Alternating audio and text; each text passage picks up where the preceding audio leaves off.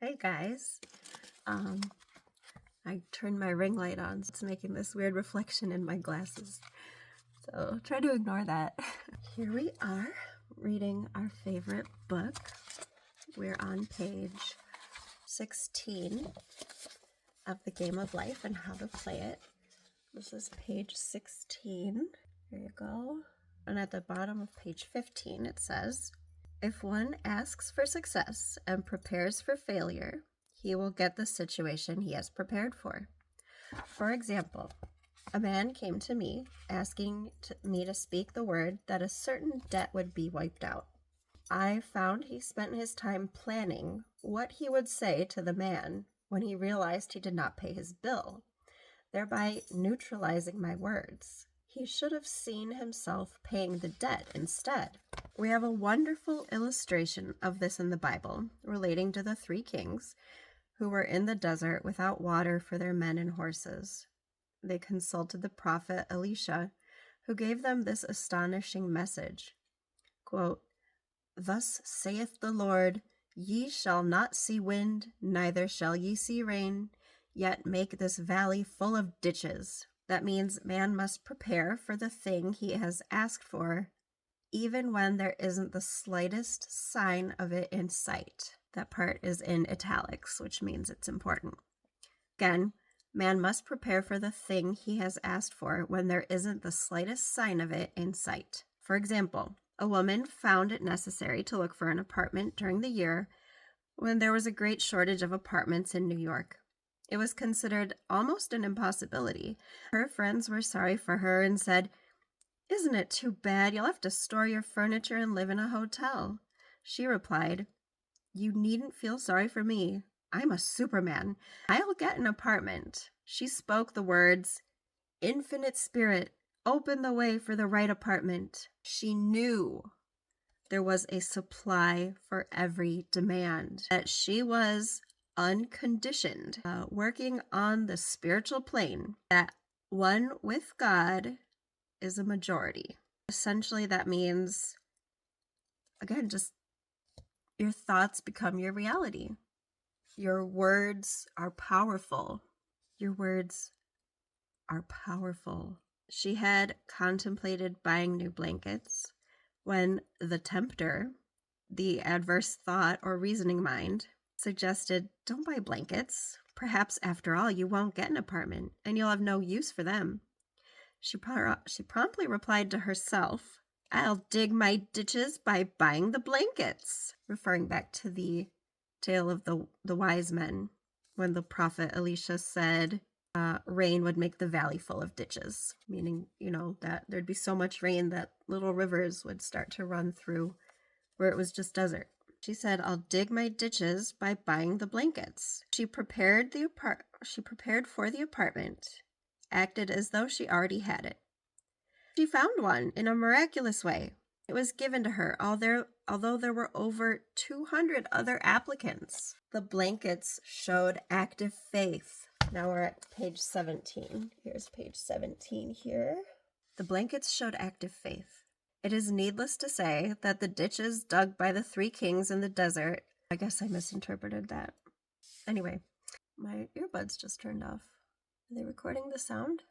It's needless to say that the ditches dug by the 3 kings in the desert filled to overflowing. That's in 2 Kings in the Bible.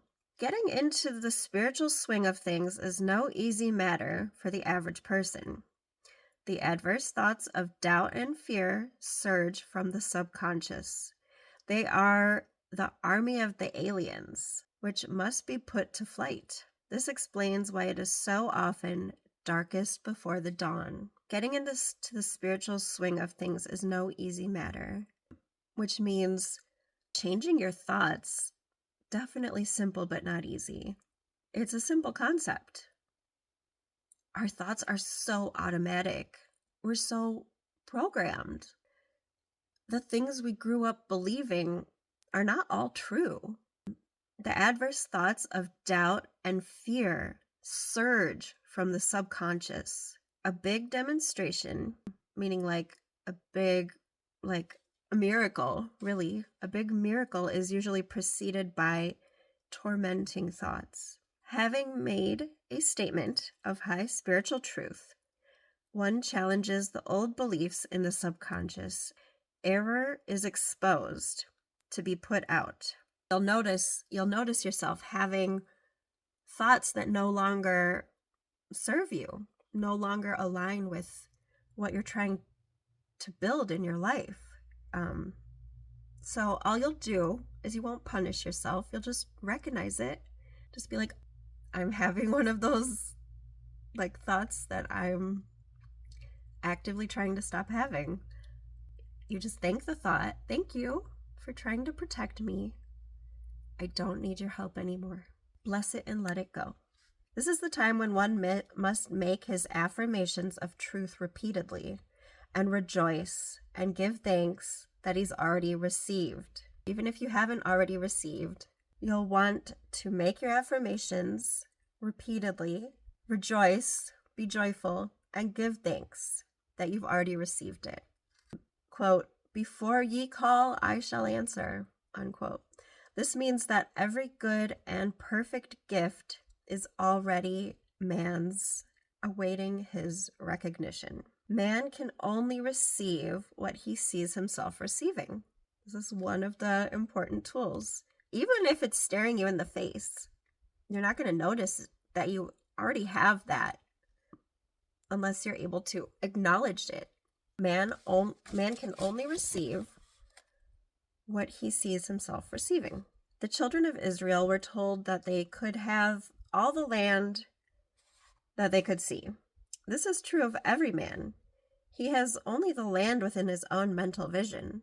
Every great work, every big accomplishment has been brought into manifestation through holding the vision. Often just before the big achievement comes apparent failure and discouragement. Oh, I love that.